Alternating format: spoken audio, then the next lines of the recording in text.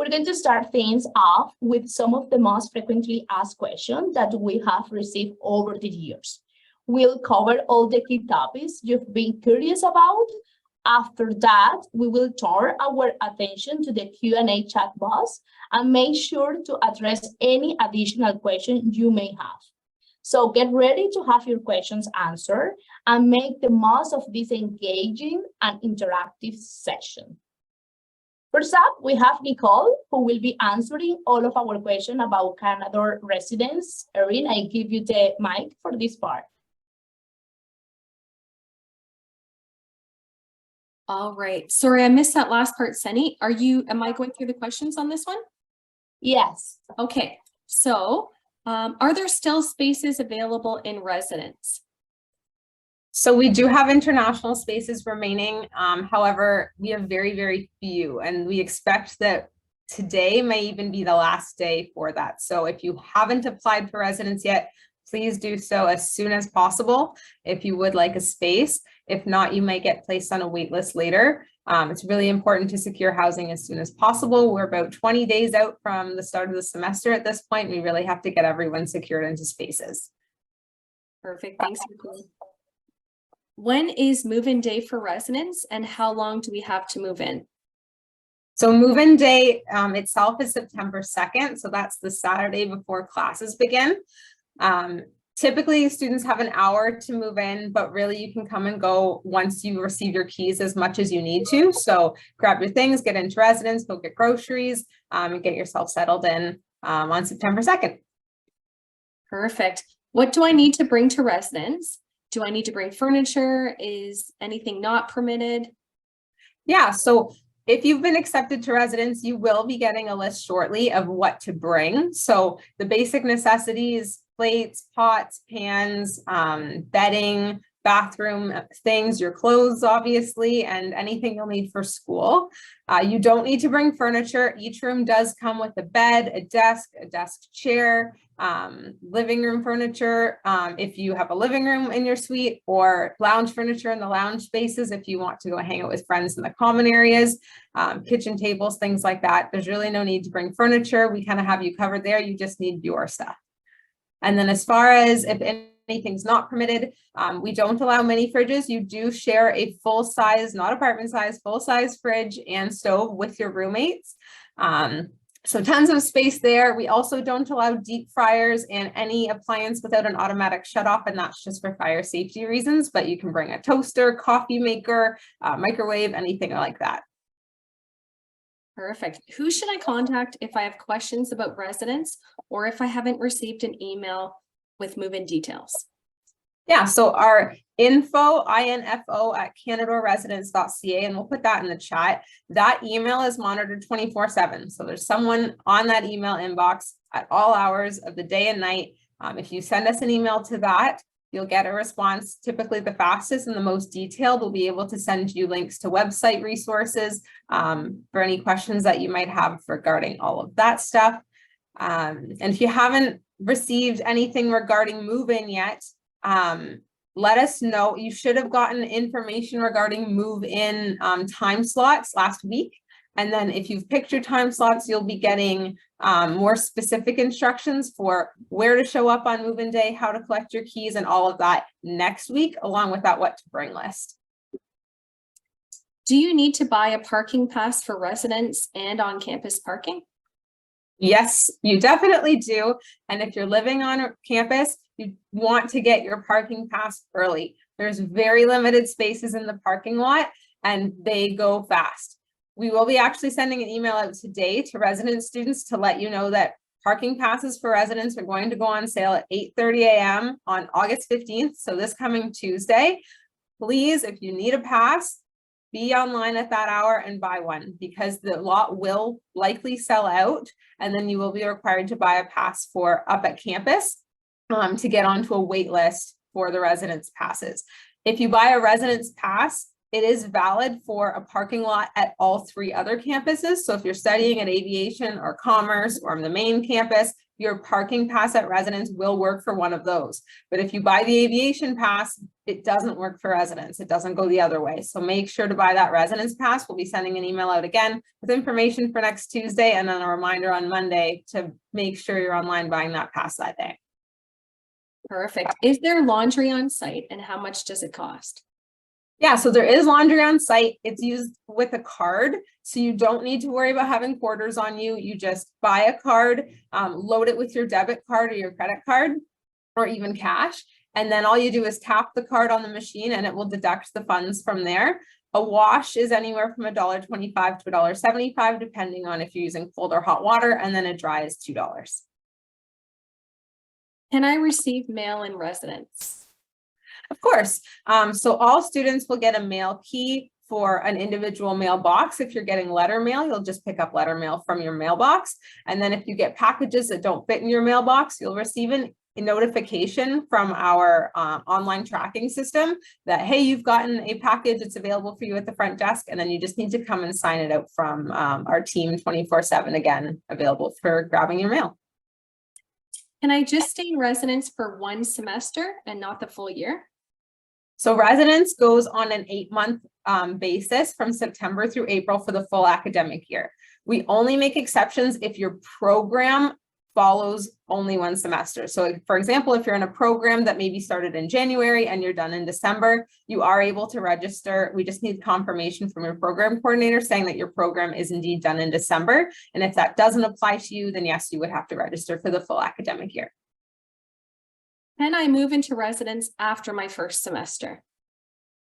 Yeah, so if you're a second year student, residence is still available to you, or if you're not sure about residence right now, or you're living in a place off campus, but you're thinking about coming in January, we will have spaces available in January for second semester students. Or again, like I said, if you started in January or you took a class during the summer and technically September is your second semester, we take new students, returning students, upper year students, doesn't matter.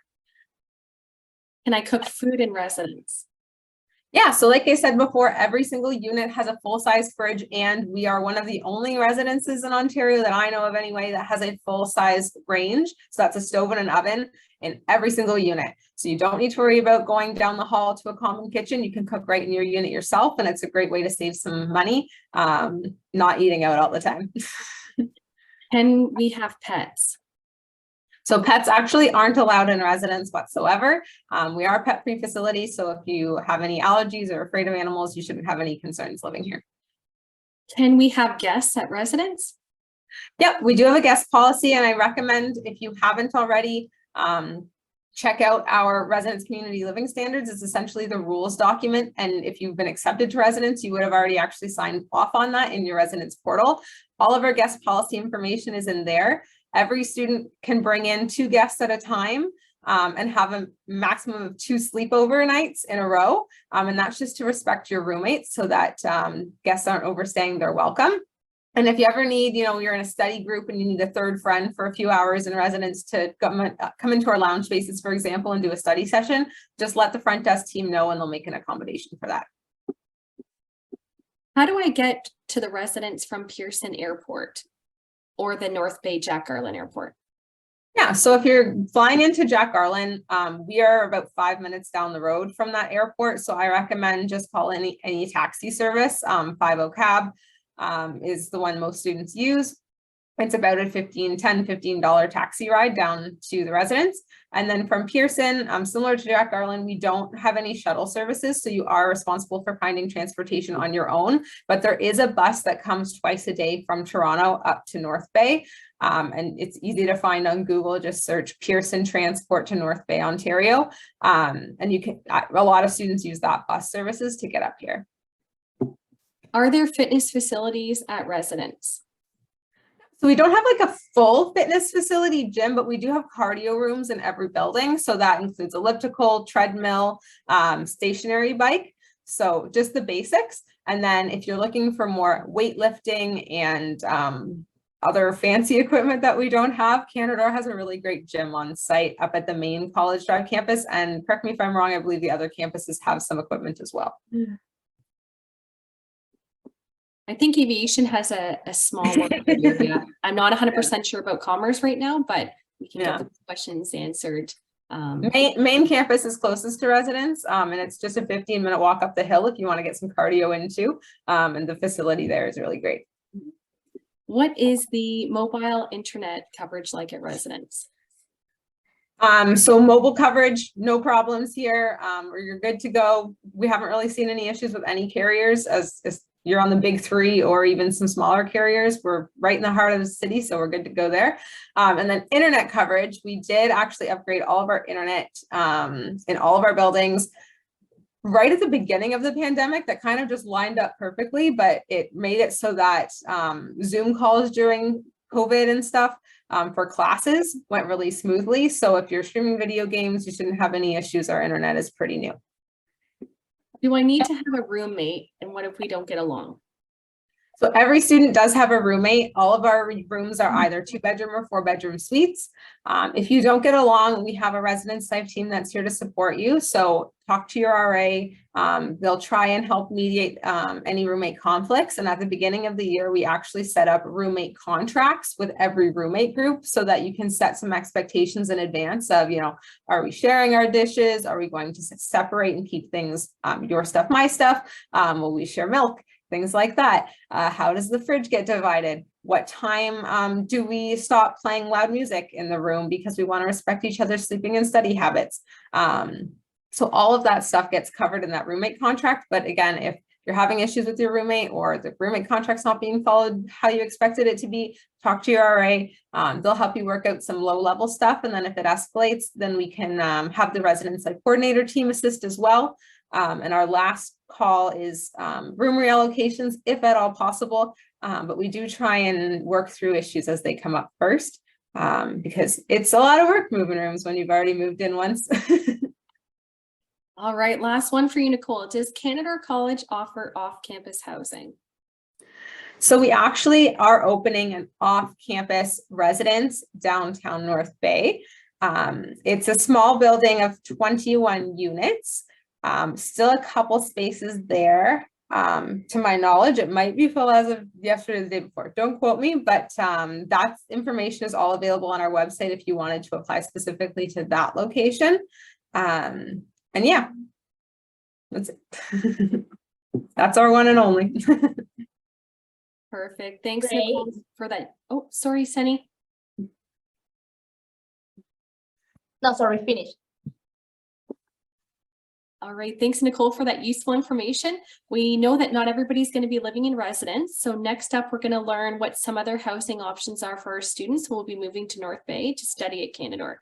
So joining us to talk about off-campus housing is Trish from Student Success Services.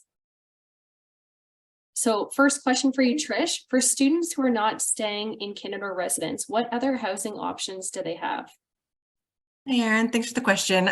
So if you're not staying in residence, there are a few other options for you. Most common option is you are going to be looking for a place to rent. So if you're looking for off-campus housing, there's a couple places you can look. Canadore College has partnered with Places for Students. So you can check out that website. It hosts a real-time database that shows a lot of different housing options and vacancies in the area. You can look at photos of available houses, the different contact information for landlords and some of the features of the properties. You can also look for rentals online through Facebook Marketplace or Kijiji. Also, thebaytoday.com, which is a North Bay online newspaper, also lists their rentals in the classified sections. We'll put all of these links in the chat, and then also we'll post them on the Canadore orientation website afterwards, so you can check it out there. When you're looking online, you do have the option to filter for like a room to rent, if you want a 1-bedroom, a 2-bedroom, and filter it based on your preferences. Thank you, Trish. Second question is, could you share with us a little bit about the Canadore Home Share program, please? Yeah, so the Canada Home Share program, it's designed to help diversify the housing options for students. So it's a program where we collect both the information from the landlords and from the students that are looking to rent, and then we make a match based on the preferences and the living habits. So if you are interested in learning more about the Home Share program, there's information available on the website, and there is also an application form that students can fill out. This doesn't guarantee a spot, but it does help us if we have landlords to match students. That sounds great. Thank you, Trish. Next question is, what are some tips for avoiding a rental scam? All right, so rental scams, they do happen and they can take various forms. It could be a fake listing, unauthorized property agents trying to rent a property. But what we want to do is give you a couple tips and strategies to identify any red flags and ensure a safe and secure rental experience. So one of the first things you can do is avoid cash transactions.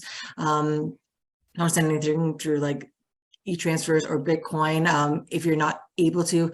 And then also don't rent before seeing the property. So you want to visit the property in person to confirm that it actually exists and that it matches the advertised information before you sign a lease or make any payments. I know if you're out of town or if you're out of country, it may be difficult, but if you have a trusted friend or a family member that's able to inspect the property on your behalf, you can do that. Or another option is to ask the landlord to do a live virtual tour so that you can see the place and confirm that it is available.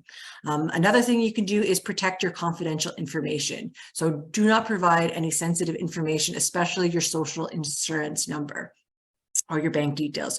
So landlords, they may want to do a credit check. They can do a check on your credit history with just your full name, your current address, and your date of birth. You can also do your own credit check and have it ready when you're doing the house search, and you can provide it to your landlord along with references. So you also want to be wary if a landlord asks you for absolutely no information about you and then just automatically agrees for you to rent their property. And That's true.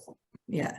And speaking of landlords, if possible, you want to meet your landlord face to face. Sometimes it's not possible that the landlord might be living out of the city, but whenever possible, it's always nice to know who you are renting from.